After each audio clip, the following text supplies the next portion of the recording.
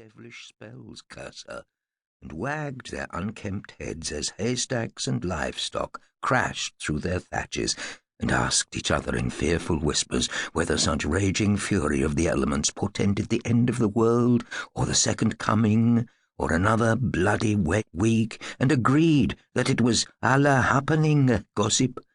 And where would it end?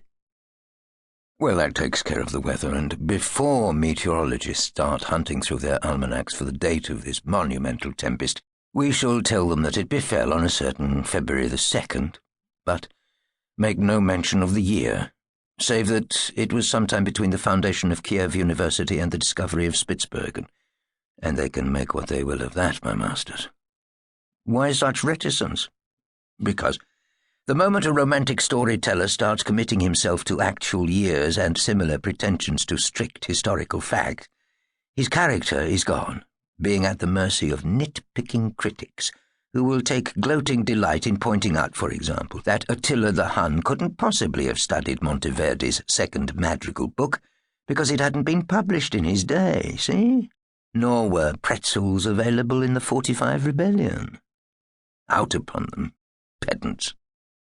Another reason is that many of the principal characters in our little moral social fantasy wouldn't have known what year it was anyway, they being carefree primitives chiefly concerned with sheer survival, clobbering their neighbours, armed robbery, other people's animals, husbandry, protection racketeering, arson, kidnapping, irregular warfare, and general mischief, all of which, being natural poets, they described as shifting for a living. Now and then they pondered about which religion they ought to belong to, inevitably deciding that on the whole they'd let the hereafter take care of itself, thus freeing themselves for any amount of boozing, guzzling, dicing, hunting, racing, and swiving, this last being a popular pastime of the period, and still carried on today under a variety of names. Indeed, they were a stark and ignorant lot, and if you'd asked them what day it was, it wouldn't have occurred to them to reply February the 2nd, good neighbour.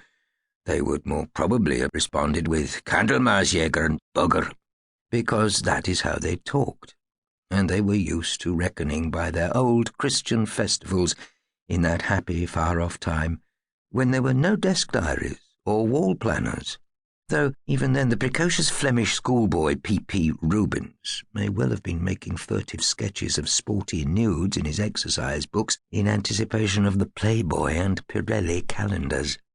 Not that everyone was backward and unlettered in Good Queen Bess's day, mind you. Sir John Harrington, for one, was a man of much learning and science, but since at the time our story opens he had just installed the world's first flush toilets in Her Majesty's Palace of Richmond, and the royal apartments were ankle-deep in water, with little Tudor plumbers going hairless, hammering pipes and crying, "Good lack!" and "Where's the stopcock, missus?"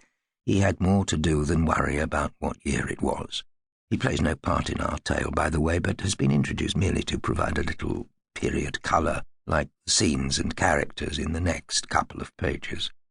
Irrelevant they may be, but they are familiar, and therefore may be useful in evoking the spirit of the Elizabethan age and letting the audience know what is going on behind the scenes of our tale.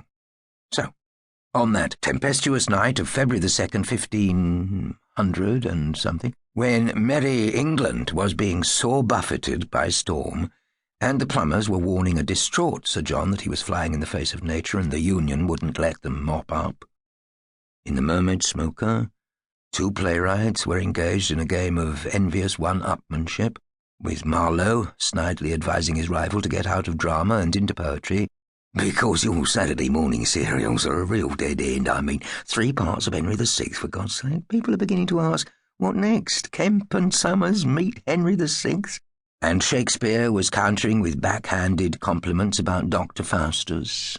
Loved the costumes, Chris, while wondering if he dared hijack the character of the grizzled old fatso at the next table, who was being extremely coarse and funny, and didn't look like the kind who would sue. And at Richmond, Gloriana herself was standing for her portrait to Marcus Gerards the Younger, in a raging temper and a tent-like gown of cloth of gold, with enormous winged sleeves, which she was convinced would make her look like a vulture about to take flight.